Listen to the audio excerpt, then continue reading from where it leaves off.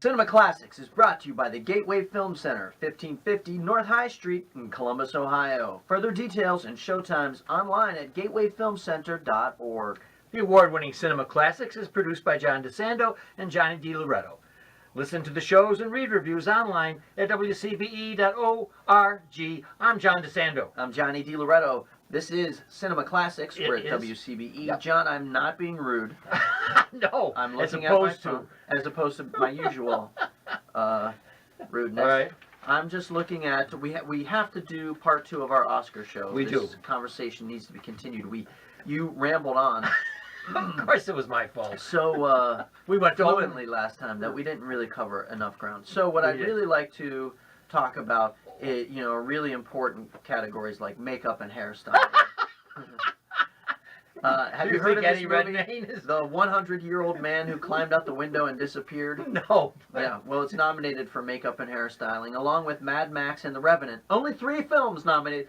Apparently, there's such a dearth of great makeup and hairstyling you jobs would think this with year, the Danish girl. Only come up with 3. Don't you think Eddie Redmayne in lipstick and rouge? You don't think that's worth it? Well, certainly, right? Don't they just usually give a movie like that a nomination in makeup and hairstyling just because? Wouldn't you think? But that's how much we know. Yeah. How about doing like best directing instead of this? All right, let's talk about best directing. Yeah. Nominated are The Big Short, Mad Max: Fury Road, The Revenant, Room, and Spotlight. Can you name the directors for those films? Sure. Adam McKay for The Big Short, George Miller for Mad Max, Alejandro Gonzalez Inarritu for The Revenant. Inarritu. Inarritu. Good job, though. Nice try. Alejandro Gonzalez Inarritu for The Revenant, Lenny Abramson for Room, and Tom McCarthy for Spotlight. Okay. And, this is in one sense, a difficult category. Yeah. For me, a director is integral to the entire oeuvre of any pictures. Not just for you, right, but for me. Okay, so we agree on that. But wouldn't you say people would gravitate toward George Miller for Mad Max? In this case, because of the visceral car racing desert stuff, the jumping from one vehicle to another. It's he's a well-loved director. He's created quite a few wonderful movies over the years, most notably the Road Warrior movies, which of which this is one. He's well into his 70s, so this was no easy undertaking for him to, mount this production in the desert as he did, and it's this non-stop, furious chase movie. With some interesting touches, right? I mean, it's not a typical action movie by any stretch of the Tom imagination. Hardy grumbling his way through, as he usually does. Charlize Theron with a haircut. So, The Big Short, which is Adam McKay, normally the guy directs comedies, and this was his attempt at something a little more important. I thought his directing job was a little all over the place, a little emotionless. I might throw in Tom McCarthy here for Spotlight because of the ensemble piece and the necessity of massaging all of this together into a great dramatic production whereby you have some terrific individual performances, but they all blend together.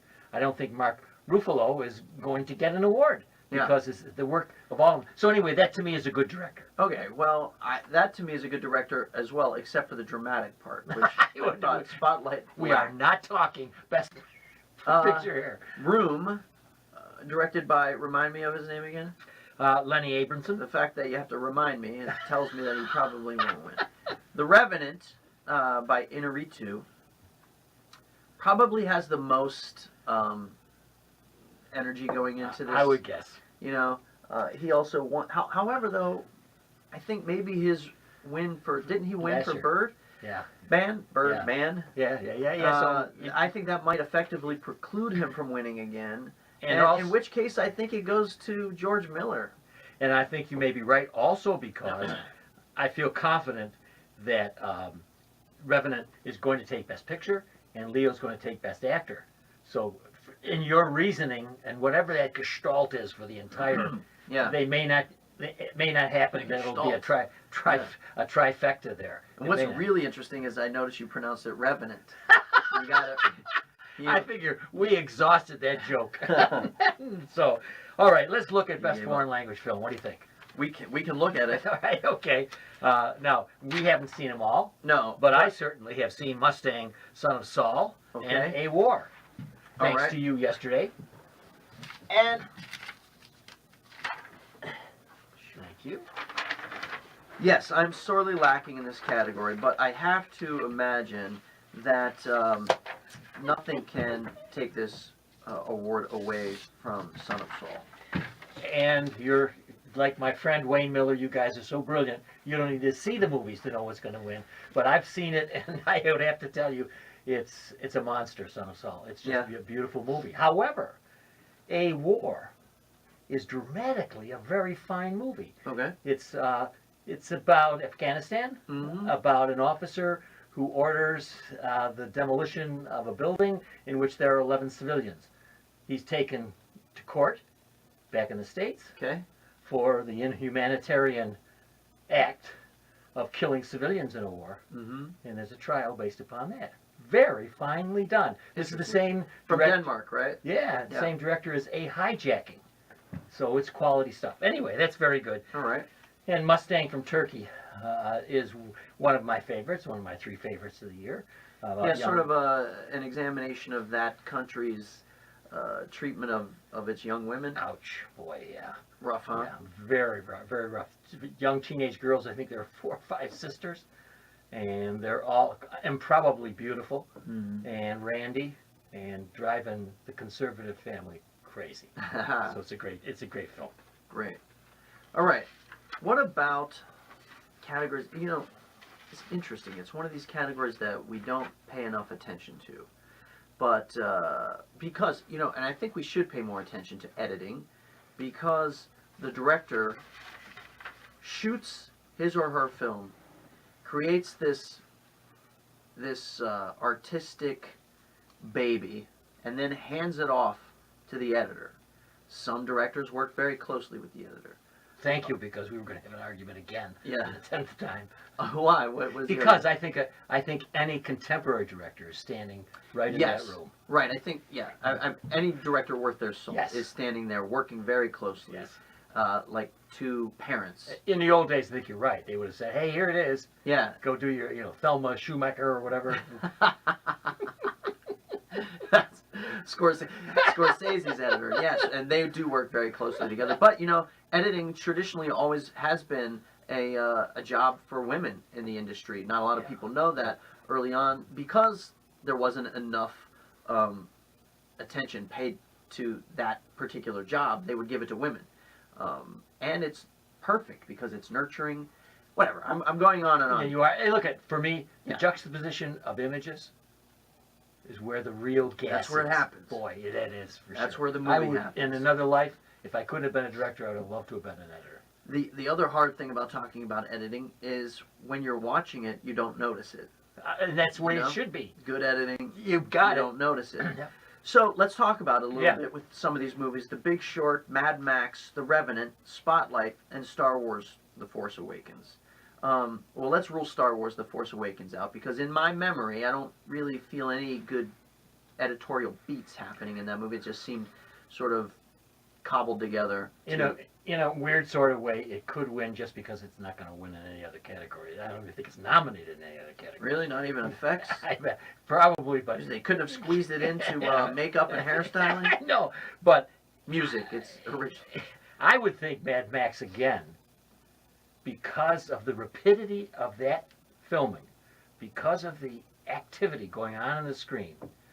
Good editing would seem to me to be a very important component. But that's again because I'm thinking of quick images. Yeah, and I would argue the same thing, except to say that in a movie like that is so frenetic and kinetic, that you have to keep that level of energy up, but also the orchestration of all that chasing, the orchestration of all those different vehicles.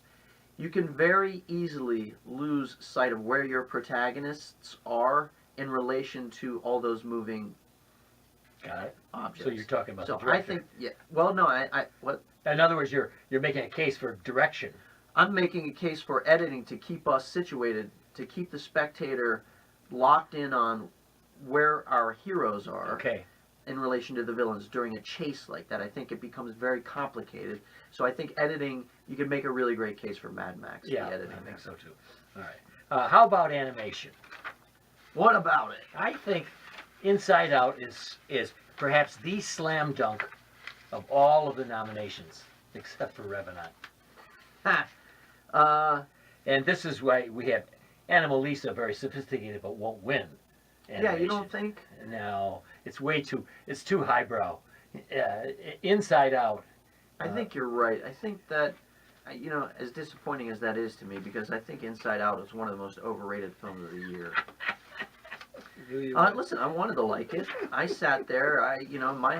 My heart rose to meet it halfway, and then was disappointed when it got there. All right. Why don't I have this category? Hold on, I'm trying It's to find best animated feature. So we do have ones that we haven't seen. Boy in the World, Shaun the Sheep movie, and when Marnie was there. Okay. So we can't talk. All right, one more. Let's end with this one. Yeah. What about writing? Adapted and original. Okay. So in adapted, we have The Big Short, Brooklyn, Carol, The Martian, and Room. Yep. Is The Martian going to win anything? No, Okay, good. except for money. And it's a good film. Yeah, it's fun. Yeah, it is. That's a So good what do you award in the adapted screenplay? Oh boy, I award The Big Short, and it's the same way that I might have an argument for Spotlight if it were in here. Yeah. And because when I have 4 or 5 major characters playing out, I know that there's an emphasis on dialogue. When I know that, like in Big Short, there has to be a clarity for a very difficult subject. Yeah. And so, in all of that, I think you've got, with language, more than you do even visually, you've got to be populist, and you've got to be entertaining. Right. So anyway, that's Okay.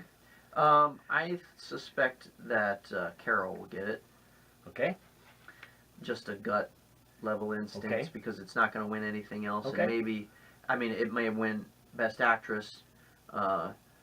And in the original screenplay category, I think that this one's going to come down to politics this year. Okay. And any other year, I think that Ex Machina might win. But I think they're going to award it to Straight Outta I Compton. knew you'd say that. Just because it's the only way to award something with a little diversity. Yes. And They'll be very surprised when a gay Jewish man steps up to win that award, because that's who wrote that screenplay. Yeah, I know. Is there any other in that for original screenplay that might work? For instance, I think Bridge of Spies. I got to tell you, when I'm looking at, I'm glad you brought that up. Bridge of Spies, when I'm looking at the best picture category, and it's in there very quietly, just Yes, it is. sitting down there, no one even knows it's there. Doesn't have a chance. To me, that was the best made film of the year. All right, great. Tom Hanks gives a really great performance, supported by Mark Rylance, who I hope does not win Best Supporting Actor over Stallone. Right. But the movie was smartly, crisply written. It was directed with panache and subtlety at the same time. It was just I just enjoyed watching the movie in a way that I didn't necessarily enjoy a lot of the other films this year. So our show has been so good for 2 weeks. Yeah. The people don't really need to go to Upper Arlington to hear us No. expound on this. But they could. Next week. They could. And that's on a Thursday, isn't it? That is next Thursday. Right. Or wait, when does this air? Yeah, Friday. This is this Friday. So next Thursday, Yeah. you can join us at the Lifelong Learning Yeah. Center in Upper Arlington. Yeah. And we'll be chatting about the Oscars. The Sunday of Oscars, I'll be on ABC Fox, expounding in the morning between 8 and 9:30. First year I did that, I was 100%. Is that right? Yeah. Last year, not so. All right. Well, what were you, 50? I don't know. I was about 60 or 70. Okay, all right. Well, good luck.